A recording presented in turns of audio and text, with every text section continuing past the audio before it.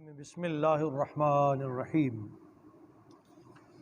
سبح للہ ما فی السماوات والارض وهو العزیز الحکیم لہ ملک السماوات والارض یحیی ویمیت وهو علی کل شیء قدیر هو الاول والآخر والظاہر والباطن وهو بكل شیء علیم صدق اللہ مولانا العظیم وصلوا علی الحبیب اللہم صلی علی سیدنا و مولانا محمد وآلہ واصحابہ وعترتہ اجمعین۔ بے توفیق ہی تعالیٰ آج ہم سورۃ الحدید شروع کر رہے ہیں۔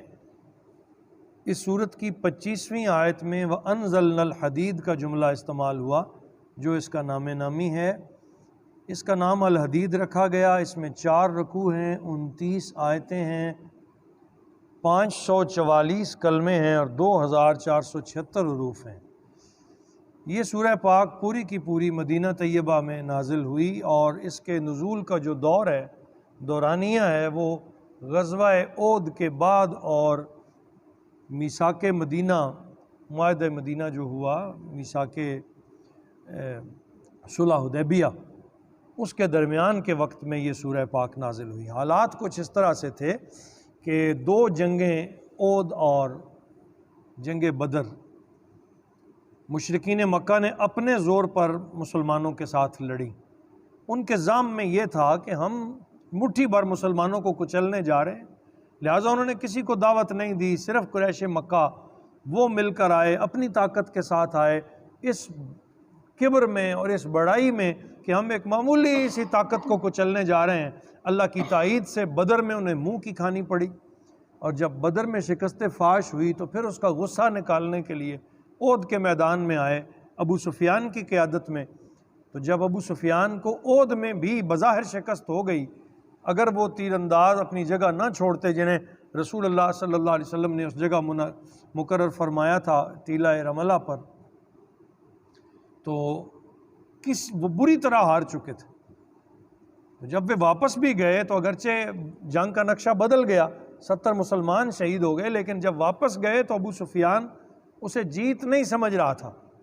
اس نے جا کے اپنے ان سرداروں سے کہا کہ میں تو یہ سمجھتا تھا کہ ہم ایک ہی بار میں ان کو کچل دیں گے، ہم دوسری بار ناکام ہو کر آئے ہیں، ہم ان کی جمعیت کو کچل نہیں سکے۔ تو اب انہیں خیال پیدا ہوا کہ ہمیں مدد لینی چاہیے آس پاس کے قبائل سے، ہمارے پاس بے شمار ہمارے دوست ہیں، ان سے رابطے کرنے چاہیے اور ایک پوری قوت بنا کے حملہ کریں تاکہ یہ کام تمام ہو جائے۔ تو انہوں نے وفود بھیجنے شروع کیے اور مختلف قبائل کے ساتھ انہوں نے یہ ڈسکس شروع کی کہ ہم مسلمانوں پر حملہ کرنا چاہتے ہیں، اگر پیغمبر اسلام کا مقابلہ نہ کیا گیا تو وہ ہم سب کے لیے مشکل ہوں گے۔ کہیں سے ان کو تائید مل گئی، کسی نے ان کے ساتھ وعدہ کر لی۔ تو جب یہ خبریں مسلمانوں تک پہنچیں تو اب ان کے لیے حالات اور زیادہ مشکل ہو گئے کہ ایک بڑی جنگ کا سامنا انہیں نظر آنے لگا۔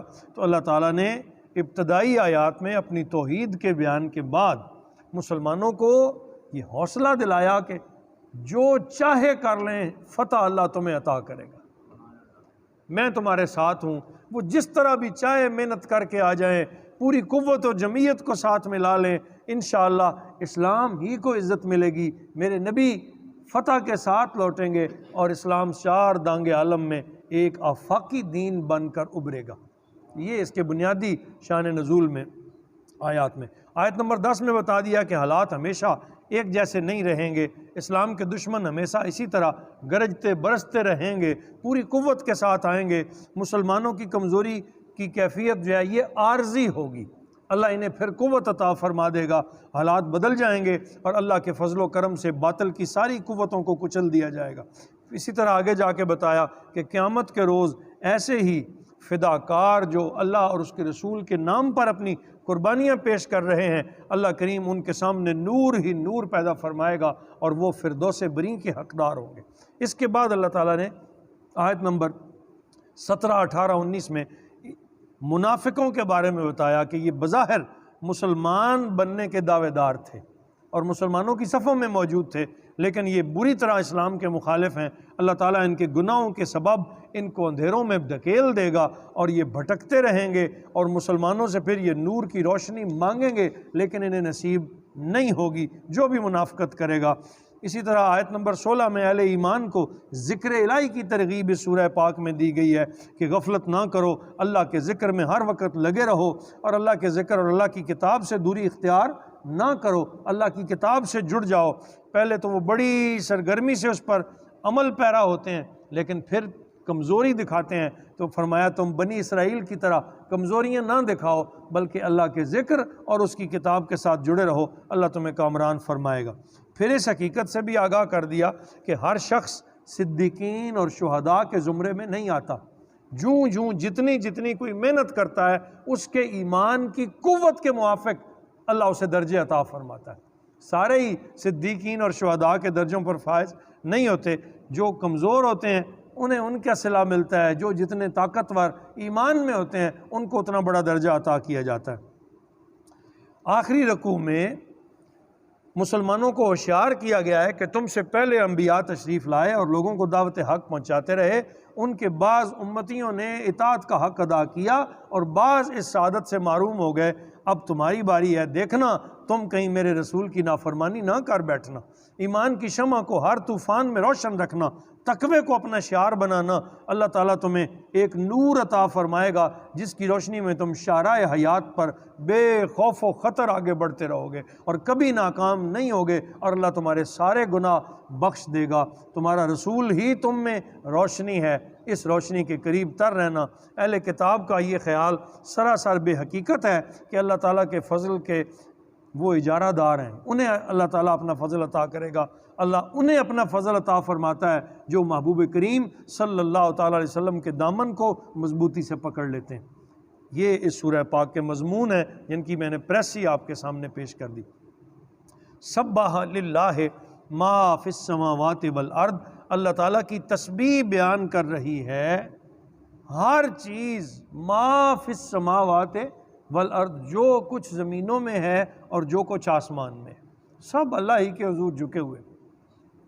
ہم سب کی سن نہیں سکتے، اللہ جسے چاہتا ہے جس کی چاہتا ہے اسے سنا دیتا ہے، ورنہ پتے، درخت، پتھر، شجر، حجر، پانی، تمام مخلوقات اللہ کی تسبیح میں لگی ہوئی ہے۔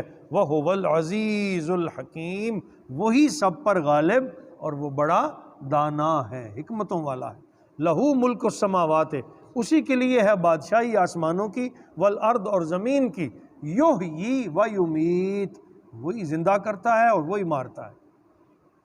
زندگی اور موت اللہ کے ہاتھ میں ہے۔ سیدنا علی شیر خدا کا قول بار بار ذکر کرنے کو دل کرتا ہے۔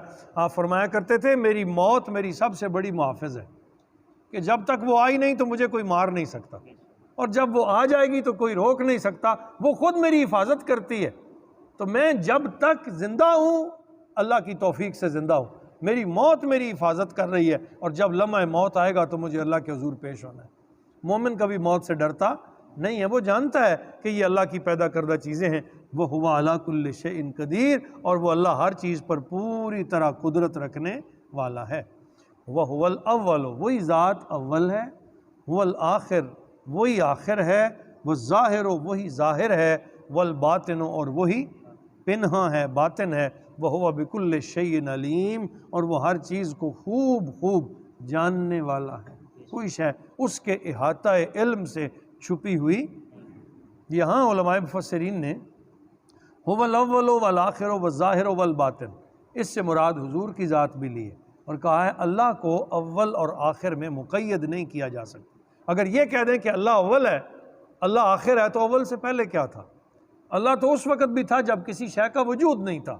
تو اول و آخر میں کہا کہ مقید اللہ تک کی ذات کو نہیں کیا جاتا۔ کائنات کی اول بھی رسول اللہ ہیں اور کائنات کی آخر بھی رسول اللہ ہیں، کہ حضور کی شفاعت پر بات بننی۔